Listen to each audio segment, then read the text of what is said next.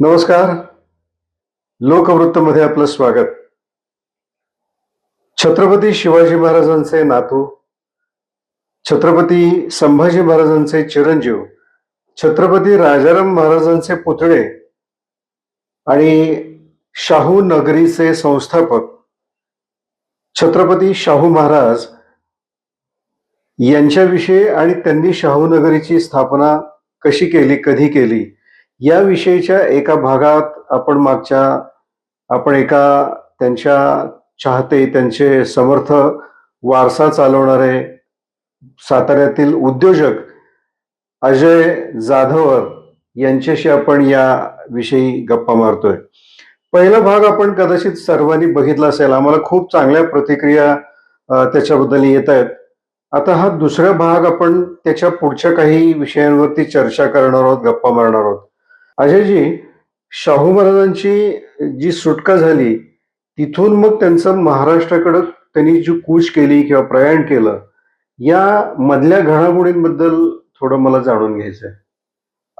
मागील भागात सर मी आपणाला सांगितलं होतं की जो औरंगजेबाच्या मृत्यूनंतर त्यांच्यातला वारसावाद सुरू झाला आणि वारसावादाच्या कारणास्तव आझमला महाराष्ट्र सोडावा लागला. त्याच्याबरोबर शाहू महाराज आणि कुटुंब कबीला येसुबाई साहेब महाराज होत्या आणि एका ठिकाणी गेल्यावर त्यांनी त्यांची मुक्तता करण्याचा निर्णय घेतला. ते ठिकाण भोपाळ या शहराच्या नजदीक होतं आणि आझमनं त्यांची मुक्तता केली भोपाळ शहरात. शाहू महाराजांची जेव्हा सुटका झाली, सुटक्याचा म्हणजे सुटकेच्या बाबतची अधिक माहिती मी मागच्या भागामध्ये तुम्हाला सांगितली. तर जेव्हा सुटका झाली तेव्हा साधारणतः 40 व्यक्ती शाहू महाराजांच्या सोबत होत्या जेव्हा सुटका झाली. आणि येसुबाई साहेब महाराजांना आझमनं पोलीस म्हणून ठेवलं आणि त्यांना घेऊन त्यांनी दिल्लीकडे कूच केलं की जेणेकरून शाहू महाराज दख्खनमध्ये पोचून कुठलं बंड पुकारू नये. बंड पुकारल्यानंतर त्यांनी मोगलशाहीला कुठली त्रासदी निर्माण करू नये, त्यासाठी त्यांनी येसुबाई साहेबांना ओलीस म्हणून दिल्लीस रवाना झाला. बरोबर. शाहू महाराजांची सुटका झाली. शाहू महाराज जेव्हा तिथून बाहेर पडले, बरोबर काही नाही, धन दौलत नाही, पैसा अडका नाही, कुठली साधन सामग्री नाही, कुठले शस्त्रास्त्र नाही, मोजकी 50 लोक फक्त बरोबर होते. परंतु एक मी पहिल्या एपिसोड मध्ये सांगितल्याप्रमाणे की जी लोक शिवाजी महाराजांच्या सानिध्यात कधी ना कधी कुठे ना कुठे आली होती, ह्या लोकांनी सगळ्यांना पुढे जाऊन मदती केलेल्या आहेत. त्याचपैकी एक माधवसिंग म्हणून एक जण व्यक्ती होती की जी भोपाळच्या शेजारी एक त्यांची थोडी छोटीशी रियासत होती आणि त्या रियासतीचे ते रियासतदार होते. त्यांनी काही काळ शाहूंना आपल्याकडं राहण्याची मुभा दिली, त्यांना काही आर्थिक मदत केली. आणि शाहू महाराज तिथून परत काही दिवसांनी महाराष्ट्राकडे त्यांनी आपली वाटचाल सुरू केली. पुढे जाऊन महाराष्ट्रात करायचं काय, कशा पद्धतीनं आपली भावी वाटचाल ठेवायची, याचा संपूर्ण विचार त्यांनी आपल्या ह्या प्रवासात केलेला आहे. बेसिकली त्या काळी जे राज्य होतं ते तारा राणी चालवत होत्या आणि तारा राणी साहेबांना असं एक भय होतं की शाहू महाराज जर ह्या स्वराज्यात किंवा ह्या महाराष्ट्रात परत आले तर ते ह्या स्वराज्यावर आपला हक्क सांगतील आणि आपण जे 7 वर्ष एवढा मोठा लढा उभा केला औरंगजेबाच्या विरुद्ध, औरंगजेबाला नमोहरम केलं, औरंगजेबाची कबर ह्या महाराष्ट्राच्या मातीत खणली, तर ह्याचं पुढे जाऊन मला किंवा माझ्या पुत्रांना किंवा माझ्या नातवांना हा वारसा हक्क जो छत्रपती घराण्याचा आहे तो सांगता येणार नाही. आता शाहू महाराजांकडे 2 मार्ग होते. एक तर महाराष्ट्रात यायचं आणि आपला वारसा हक्क सोडून साधे पद्धतीने जगायचं, किंवा जो वारशाचा हक्क आहे तो स्थापित करायचा आणि छत्रपती होण्याचा. त्यांनी दुसरा मार्ग स्वीकारला. त्यांनी म्हणजे एक पक्क केलं की मी संभाजी महाराजांचा पुत्र आहे आणि ह्या गादीचा वारस मी आहे, मी छत्रपती होईन आणि हा जो स्वराज्याचा कारभार आहे, शिवाजी महाराजांच्या स्वराज्याचा कारभार, तितकाच धीरोदत्तपणे पुढे चालवेल. महाराज जेव्हा पहिल्यांदी महाराष्ट्रात पाऊल ठेवलं, म्हणजे आत्ताचा महाराष्ट्र आपण ज्याला म्हणतो, की जी नंदुरबारची बॉर्डर येते, नंदुरबार धुळेची बॉर्डर येते, त्या मार्गे ते महाराष्ट्रात सगळ्यात पहिल्यांदा पाऊल त्या भागामध्ये ठेवलं ते. आणि तोपर्यंत सगळ्या स्वराज्यामध्ये एक दवंडी जवळजवळ पोचली होती, की शिवाजी महाराजांचा नातू आणि संभाजी महाराजांचा जो पुत्र आहे तो औरंगजेबाच्या कैदेतनं आता मुक्त झालेला आहे आणि तो महाराष्ट्रात किंवा आपल्या स्वराज्यात किंवा दख्खनेत त्याचं आगमन होणार आहे. आणि लोकांनी आनंदोत्सव साजरा करायला सुरुवात केली. मी कायम लोकांना सांगत असतो की तुम्ही त्यांच्या मुत्सद्दीपणाचा अभ्यास जर करायचा असेल तर कधीही एक विचार करण्यासारखी गोष्ट आहे की जो माणूस भोपाळमधनं 50 इस्मान सकट निघतो आणि 4 ते 5 महिन्याच्या कालखंडामध्ये आजच्या अहिल्यानगर पर्यंत पोहोचतो, त्यावेळेस त्याच्याकडं 20,000 लोकांचं एक मोठं पाठबळ उभं असतं. तर हे पाठबळ त्यांनी कशाच्या आधारावर उभं केलं असेल हे सुद्धा खूप अभ्यासण्यासारखी गोष्ट आहे. म्हणजे शिवाजी महाराजांचा, संभाजी महाराजांचा वारसा तर आहेच आहे, परंतु इतकी माणसं एकत्रित करायची, पुनश्च आपल्या बाजूला खेचून घ्यायची, ज्या व्यक्तीचा गेले 17 ते 18 वर्ष स्वराज्याचा कसलाही संबंध नाही, कुठल्याही व्यक्तीशी त्यांचा संबंध नाही, असं असताना देखील त्यांनी ही लोक एकत्रित केली, आपल्या बाजूनं खेचून घेतली, आपल्या पाठीशी उभी करून घेतली. ह्यासाठी जो लागणारं बुद्धी कौशल्य आहे, संघटन कौशल्य आहे आणि मुत्सद्दीपणा आहे, हो, हा शाहू महाराजांच्या अंगी हा जन्मजातच होता, हे मी ठामपणे तुम्हाला सांगू शकतो. नंदुरबार मध्ये आल्यानंतर सगळ्यात पहिले मराठे सरदार जे त्यांना सामील झाले ते होते कदम बांडे. म्हणजे धुळ्याला आजही ती फॅमिली आहे. ती फॅमिली आजच्या कोल्हापूर रॉयल फॅमिलीशी, सातारमध्ये पण हे नाव ऐकायला मिळते, 1-2 ठिकाणी असतील. आणि हे कदम बांडे सगळ्यात पहिले मराठा सरदार जे शाहू महाराजांना येऊन शाहू महाराजांच्या बाजूनं खंबीरपणे उभे राहिले ते होते कदम बांडे. त्यानंतर सोमवंशी आले, तिथलेच, त्या फॅमिलीज आजही तिथे आहेत. रावळ आले आणि असे एक एक एक एक एक एक करत ते संघटन वाढत गेलं. शाहू महाराजांचं सैन्य वाढत गेलं. शाहू महाराजांच्या दप्तरी असलेल्या जे सगळे मुत्सद्दी आहेत किंवा जे मिनिस्टर लेवलची लोक आहेत त्यांची संख्या वाढत गेली. बुद्धिजीवी लोक त्यांना जॉईन व्हायला लागली, इंटेलेक्च्युअल लोक त्यांना येऊन जॉईन व्हायला लागली. जे राजकारणामध्ये, राजकीय चाली रचण्यांमध्ये ज्यांचा हातखंडा होता अशी विद्वान लोक येऊन त्यांना सामील होऊ लागले, कलासक्त व्यक्ती येऊन त्यांना सामील व्हावं लागले. आणि त्यांच्याकडे काहीच नाही ना, ही वॉज इन ट्रॅव्हलिंग, ते प्रवासात आहेत, त्यांना कुठलंही स्थायी स्थान बसायला नाहीये. त्यांचं एकमेव लक्ष होतं की स्वराज्य, मग ते कुठेही स्थापन करू शकतो, कुठेही मी ते माझं सिंहासन निर्माण करू शकतो. त्यांच्याकडे ऑप्शन्स होते की मी हा किल्ल्यावर करीन, ह्या किल्ल्यावर करीन, ह्या किल्ल्यावर करीन, असे ऑप्शन्स त्यांच्याकडे होते. असं करत करत शाहू महाराज साधारणतः नगर जिल्ह्यातील अहिल्यानगर, आत्ताच्या अहिल्यानगर जिल्ह्यातील पारद या ठिकाणी आले. आणि पारद या ठिकाणी तारा राणींचे एक सरदार होते लोखंडे म्हणून. त्यांनी खूप भयानक आक्रमण शाहू महाराजांच्या त्या सगळ्या छावणीवर केलं, त्या तुकडीवर केलं. शाहू महाराज स्वतः ढाल तलवार घेऊन त्या युद्धात उतरले आणि त्यांनी त्या लोखंडे सरदाराचा पराभव केला. म्हणजे ते त्यांचं ह्या भूमीवर लढलेलं पहिलं युद्ध आपण असं म्हणू शकतो. बरोबर, की जे समोरासमोर युद्ध झालं आणि त्या युद्धामध्ये शाहू महाराजांनी त्या लोखंडे सरदारांचा पराभव केला आणि त्या युद्धामध्ये तो लोखंडे सरदार मारला देखील गेला. मारला गेल्यानंतर त्या सरदाराची स्त्री जी होती, पत्नी जी होती, ती एका बाळाला घेऊन शाहू महाराजांकडे आली, लहान मुलाला घेऊन शाहू महाराजांकडे आली. ठीक आहे म्हणले, तुम्ही तुमचं जे युद्ध झालं, माझा नवराही मारला गेला, पण माझ्या ह्या लेकराचा काय दोष होता, माझं लेकरू अनाथ झालं. आणि शाहू महाराजांना आपण पुण्यश्लोक म्हणतो, हो. बरोबर आहे. हम्म. तर त्याची जे उदाहरण आहे ते सगळ्यात पहिल्यांदा तुम्हाला ह्या घटनेतनं दिसतं बर. की शाहू महाराजांनी त्या मुलाला आपल्या मांडीवर घेतलं आणि त्याच्या डोक्यावर हात ठेवून सांगितलं की हा मुलगा आजपासून माझा मानसपुत्र. बर.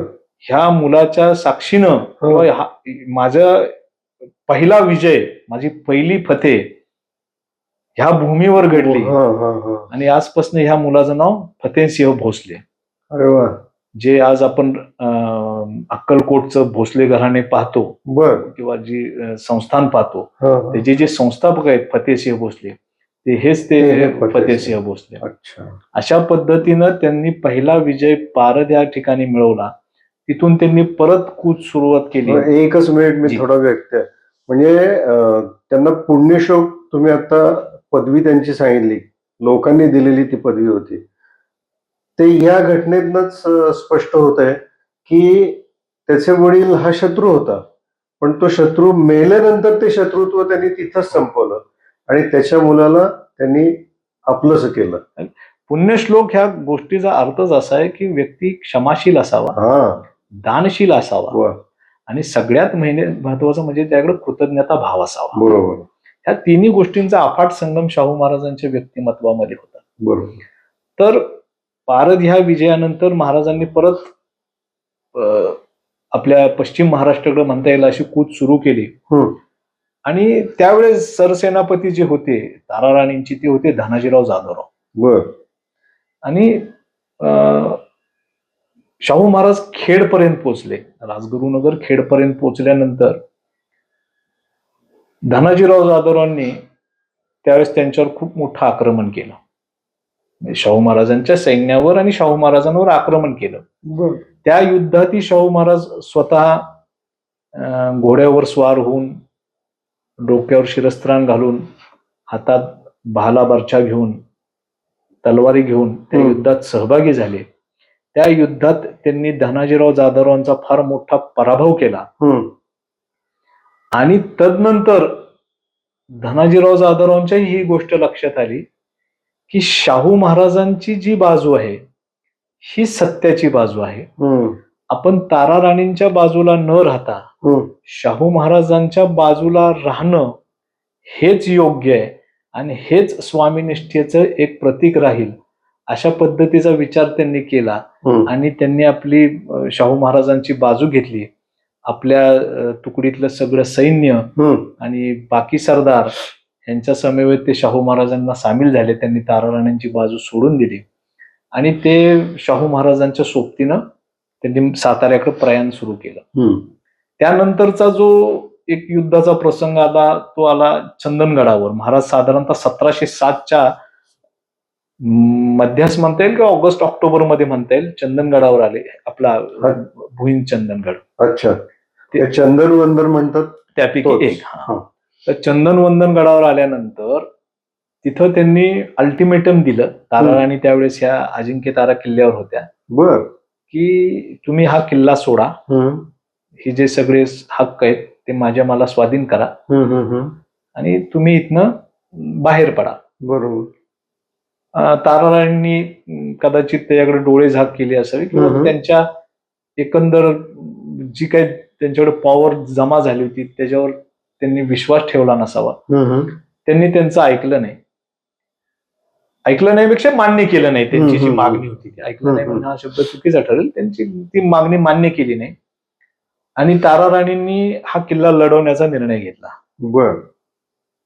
हा अजिंक्य किल्ला लढवण्याचा निर्णय घेतला. परंतु त्यानंतर त्यांना बातम्या समजायला लागल्या की शाहू महाराज खूप ताकदवर झालेले आहेत, त्यांच्याकडे खूप शक्तिशाली सैन्य आहे, कदाचित आपला निभाव लागणार नाही. आपला युद्ध, हे बघा, युद्धात सामोरं गेल्यावर तुम्हाला युद्धांच्या नियमांचं पालन करावं लागतं. बरोबर. कदाचित काही त्याचे जे आउटकमिंग्स आहेत ते कदाचित खूप वाईट असू शकतात. ते तुमच्या बाजूने असतील किंवा त्यांच्या बाजूने असतील. तर ह्या ज्या गोष्टी आहेत ह्या गोष्टींचा त्यांनी सारासार विचार करा असं त्यांच्या सल्लागारांनी त्यांना सांगितलं आणि ताराराणींनी हा किल्ला शेख मीरा नावाच्या एका सरदाराकडे म्हणजे तो जो किल्लेदार होता त्याच्याकडं सोपवलं. सुपूर्द केला. हम्म, तू हा किल्ला लढव, किल्ला सोडू नकोस. हम्म. ताराराणींनी हा किल्ला सोडला आणि ते पन्हाळ्याकडे त्यांनी प्रयाण केलं. बर. शाहू महाराज जेव्हा इथं आले तेव्हा शेख मीराने तो किल्ला देण्यास नकार दिला की हा ताराराणींचा किल्ला आहे, मी स्वामीनिष्ठ आहे आणि मी कोणत्याही म्हणजे परिस्थितीमध्ये स्वामी द्रोह करणार नाही. तुम्हाला हा माझा किल्ला जो आहे हा किल्ला तुम्हाला लढूनच घ्यावा लागेल. बर. अशा पद्धतीनं त्यांनी शाहू महाराजांना उत्तर दिलं. हम्म. शाहू महाराजांना युद्ध नको होतं.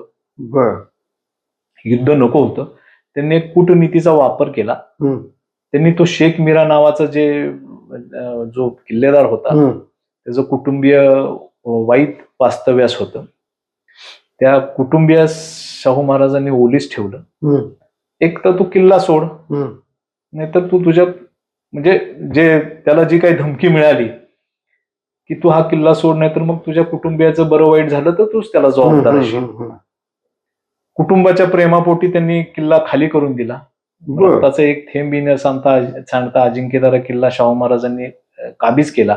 अच्छा. शेख मीरा नंतर शाहू महाराजांच्या बाजूनच उभा राहिला. बर. शेवटपर्यंत शाहू महाराजांच्या बाजूला होता. तो अच्छा. एक उत्तम प्रतीचा सरदार म्हणून कायम त्याची नोंद शाहू महाराजांच्या दस्तऐवजांमध्ये तुम्हाला आढळते. अच्छा. अगदी दिल्ली स्वारीवर सुद्धा शेख मीरा गेलेल्याचं तुम्हाला साधनांमध्ये आढळतं. बर. 1707 मध्ये शाहू महाराजांनी अजिंक्यतारा किल्ला जिंकला. म्हणजे 1707 साली सुटका झाली. 1707च्या वर्षाअखेरीस शाहू महाराजांनी हा किल्ला आपला काबीज केला. 12 जानेवारी 1708 बघा, योगायोगानं इंग्रजी तारखेपासून 12 जानेवारी ही जिजाऊ जयंती सुद्धा असते. त्या दिवशी जिजाऊ जयंती सुद्धा असते. त्याच दिवशी शाहू महाराजांनी स्वतःचा राज्याभिषेक करून घेतला अजिंक्यतारा किल्ल्यावर. बर. आणि स्वतः ह्या स्वराज्याचे छत्रपती म्हणून जाहीर करून घेतला. अच्छा. इथून खरा शाहू महाराजांचा एक संघर्ष म्हणता येईल सुरू झाला. राज्य स्थापनेचा, राज्य पुनर्स्थापनेचा, राज्य एकत्रित करण्याचा. सगळी जी थोर ज्येष्ठ लढाऊ योद्धे, लढाऊ सरदार, दरबारी सरदार, दरबारी मंत्री, रयत यांच्यामध्ये एक विश्वास निर्माण करण्याचा की मी शिवाजी महाराजांचा वारसा खऱ्या अर्थानं पुढे चालवणार आहे आणि तुम्हा लोकांचा पाठिंबा जर असेल तर छत्रपती शिवाजी महाराजांचं स्वराज्याचं स्वप्न मी पुनश्च साकारणार आहे. ह्या पद्धतीचा विश्वास निर्माण करण्याचा हा जो संघर्ष होता तो खऱ्या अर्थानं 12 जानेवारी 1708 मध्ये ह्या अजिंक्यतारा किल्ल्याच्या सदरेवरनं सुरू झाला. शाहू महाराजांनी म्हणजे तुम्हाला एक गोष्ट सांगायची की औरंगजेब हा 26 वर्ष 7 महिने 13 दिवस या भूमीवर होता जिवंत, है ना. 26 वर्ष 7 महिने 13 दिवस, बरोबर आहे ना. औरंगजेबानं स्वराज्यातली भूमी जिंकली कमी, परंतु त्याची वाताहत जास्त केली. अच्छा. विध्वंस जास्त केला, विनाश जास्त घडवून आणला. म्हणजे ज्या भूभागावर तो जात असायचा त्या भूभागाचा विनाश घडवून आणायचा. तिथल्या शेती जाळायच्या, तिथल्या लोकांची घरदारं जाळायची, तिथल्या लोकांना म्हणजे इतक्या वाईट पद्धतीने त्रास द्यायचा, अत्याचार करायचे, मंदिरं फोडायची, मंदिरं तोडायची. असा सगळा त्याचा जो प्रवास होता हा 26 वर्ष 7 महिने अशाच पद्धतीनं सगळं. त्याला मी तुम्हाला मागच्या एपिसोड नैतिक दृष्टीनं त्यानं लढाई कधीच नाही केली. औरंगजेब नैतिकता आणि औरंगजेब ह्याचं कुठेही नातं मला होऊ शकत नाही. ज्यांना आपले वारसा हक्कामध्ये 36 सख्य रक्ताचे नातेवाईक, भाऊ बहीण, चुलत भाऊ, सख्खे भाऊ सगळे अगदी हाल करून मारले, त्या व्यक्तीकडनं नैतिकतेची अपेक्षा धरणं म्हणजे फोलपणा ठरेल. तर औरंगजेबानं ह्या महाराष्ट्राची पूर्ण धूळदाण केलेली होती. भूमीची धूळदाण झाली होती, लोकांचीही धूळदाण झाली होती.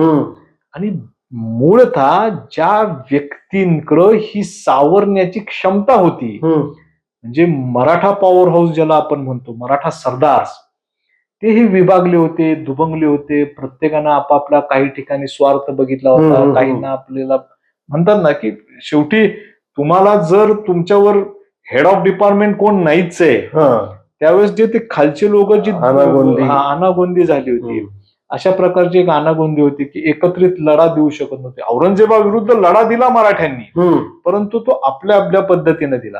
एकत्रित सेंट्रलाइज्ड लढा म्हणतो ना, तो नाही. सेंट्रलाइज डिफेन्स त्यांनी आपण नंतरच्या कालखंडामध्ये नाही करू शकलो. राजाराम महाराजांच्या निधनानंतर प्रत्येकानं आपापल्या परीनं औरंगजेबाशी झुंज दिलेली आहे. म्हणजे आपापल्या परीनं जरी दिली असेल तर ती औरंगजेबाच्या दृष्टीनं असह्य होती, आणि त्याच असह्यतेतून औरंगजेब शेवटी ह्याच भूमीत मेला. हे सत्य कुणी नाकारतो शकत नाही. मी त्याचं असं म्हणणार नाही की बाबा हे आपण मराठी विभागले गेलो होतो त्यामुळं हे झालं, परंतु विभागलेले असून सुद्धा जो तुंबळ सामना औरंगजेबाचा केला त्याला इतिहासात तोड नाही. तर हा जो औरंगजेब आहे, ह्या औरंगजेबानं ही जी भूमी दुभंगली, ही इथली माणसं दुभंगली, ह्या दुभंगलेल्या माणसांना एकत्र आणायचं, ही जी विनाश झालेली भूमी आहे ही परत सजलाम सफलाम करायची.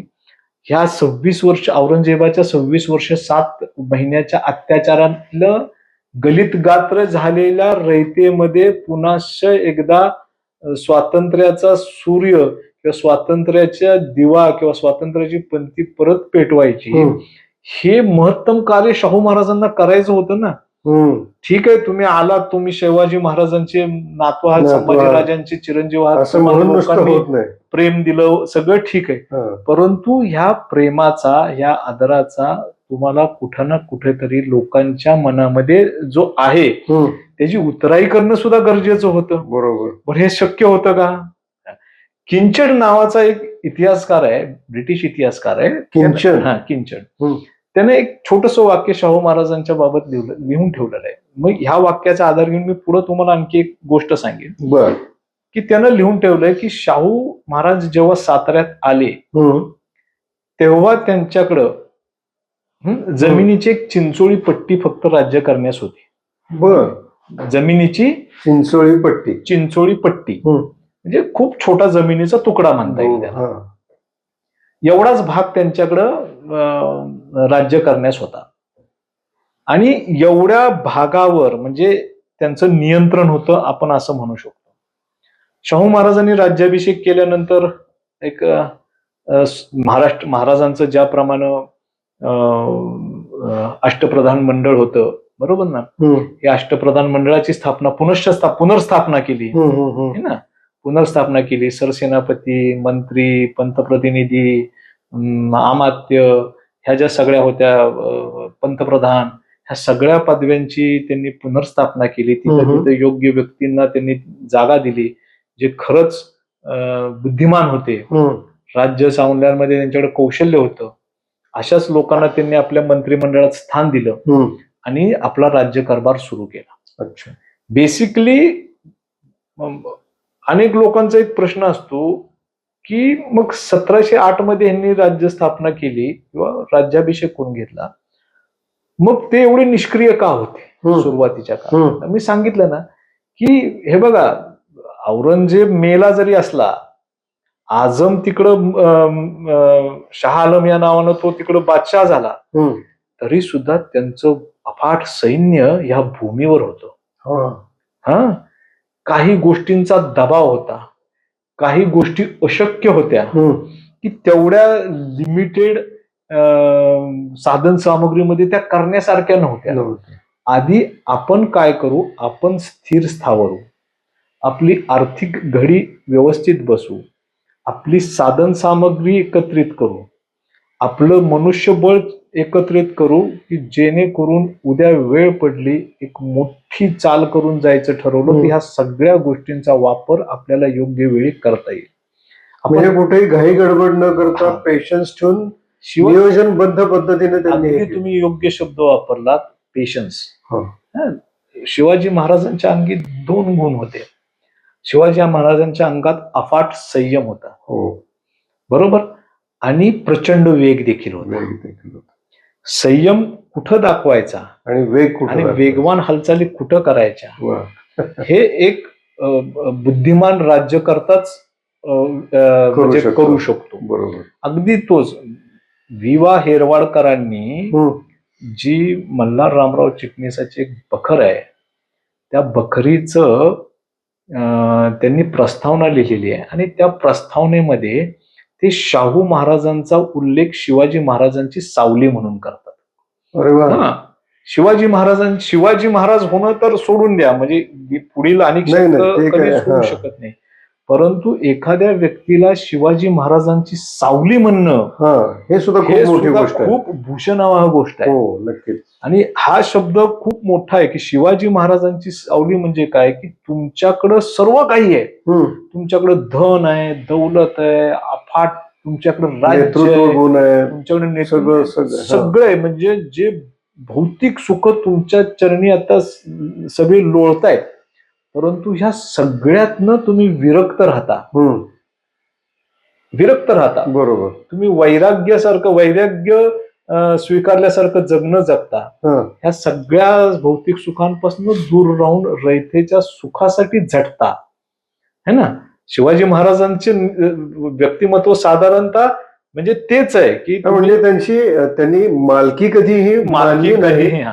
तर मी ट्रस्टी आहे, येस येस येस या अंगाने आपण विचार अगदी अशी पत्र उपलब्ध आहेत शाहू महाराजांची अच्छा. स्वतः, की मी ह्याचा ओनर नाहीये, नाहीये. मी एक प्रकारचा ह्याचा ट्रस्टी ट्रस्टी आहे. असल्यासारखाच आहे.